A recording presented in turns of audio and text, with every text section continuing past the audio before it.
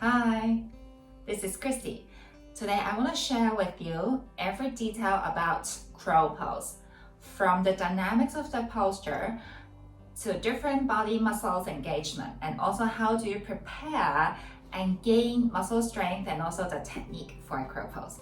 When you're ready, let's start. First of all, let's understand what is a crow pose. The crow pose looks like this. You'll be separating your arms shoulder width distance apart. I'll go in and we'll break down the details later on, so don't worry about that. Let's see the final shape. This is how crow pose looks like. So check the upper back. When you do a crow pose, basically your upper back will be pushing towards the ceiling and your palms pushing down, your belly in, and you're looking forward. This is how crow pose look like. But understanding the shape, you will basically see that when we have to do a crow pose, we have to lift our back towards the ceiling and squeeze our belly in, number one. Number two, at the same time, we have to use our wrist strength and also upper arm and shoulder strength to push in order to lift. That's the relationship about yield and push to keep your body balanced in the air, like flying. So by understanding these, let's do our preparation step by step. First of all, let's prepare our push. To prepare the push, separate your palms shoulder width distance apart, your knees hip width distance apart, touch your toes. So this is actually a cat posture for you to understand what do you mean by lifting and pushing the floor, protracting your shoulder blades to push your back towards the ceiling. Take an inhale and exhale. Push, hold it there for 5. Belly in, chest in, 4, 3, 2, 1. Relax. Feeling your belly squeezing in your chest in, and your back pushing towards the sky. One more time, take an inhale and exhale, push. For 5, 4, 3, 2, and 1. Relax. Add a little bit more. Let's do a plank posture with that protraction of the shoulder blades and push. Take an inhale and exhale, push.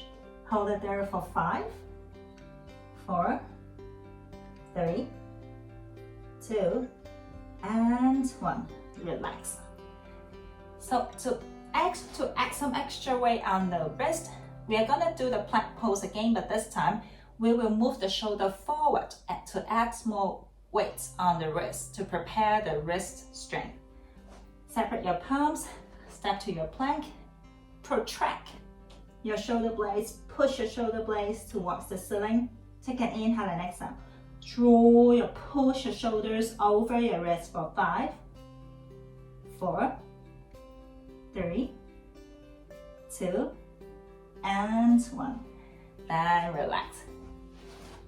Sit your hips on your heels. You might rotate your wrist a little bit for some rest. Draw circles, rotating your wrist to different directions.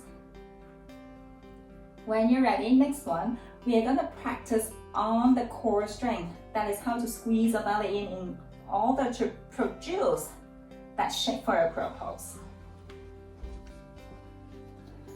It actually looks like Navasana. So this method, I learned it from Kino. If you would like to check, you might check our video as well, or you can practice together with me, and then afterwards you can check our videos too.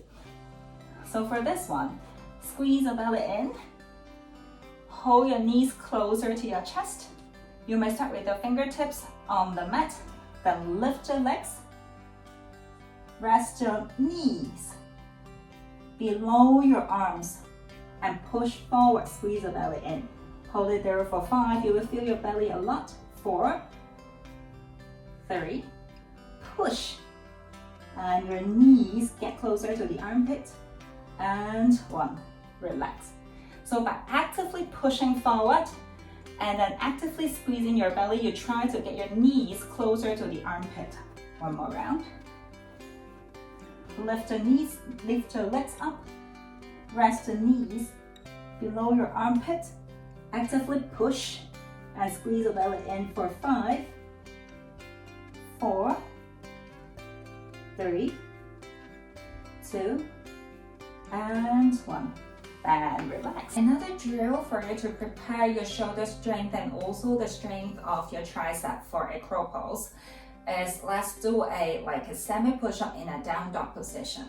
The reason for some of the students they cannot do a crow pose, it is because they might not have enough strength on their arms and also on your shoulders. So that's why they always keep your arms straight. And they do not have the strength to really fold forward and push their shoulders forward. If that is the case, the next one would really help you is to do a downward facing dog. Remember when you push your shoulders forward later, your elbows are not pointing to the side, your elbows will be always pointing to the back.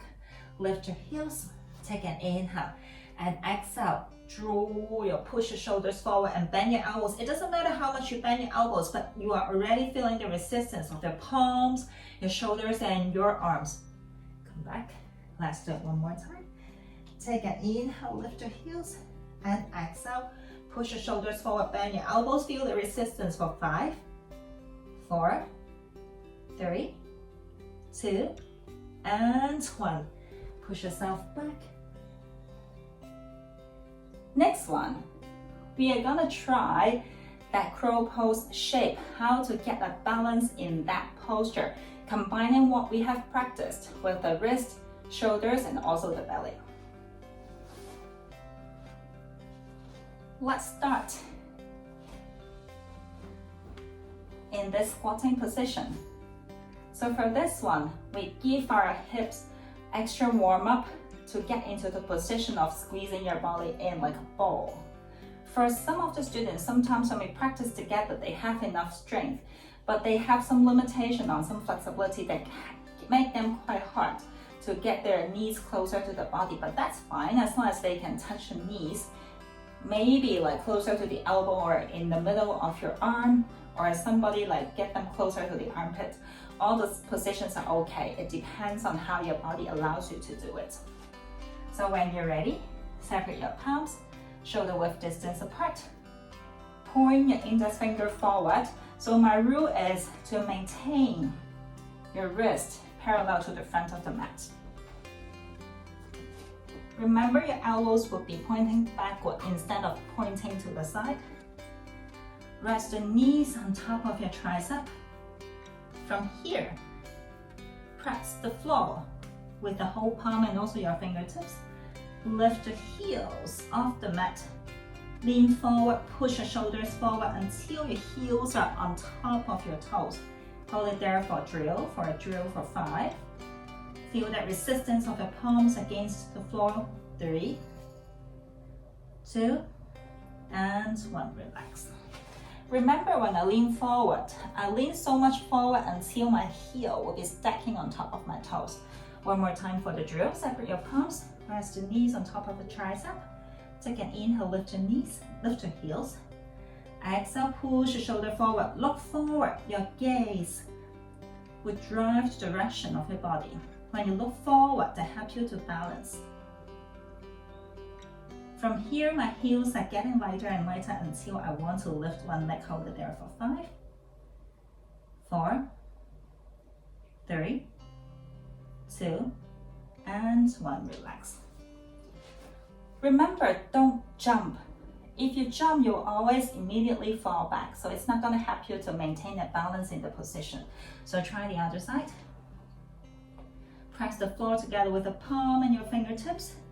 Push until you're rounding your upper back, belly in.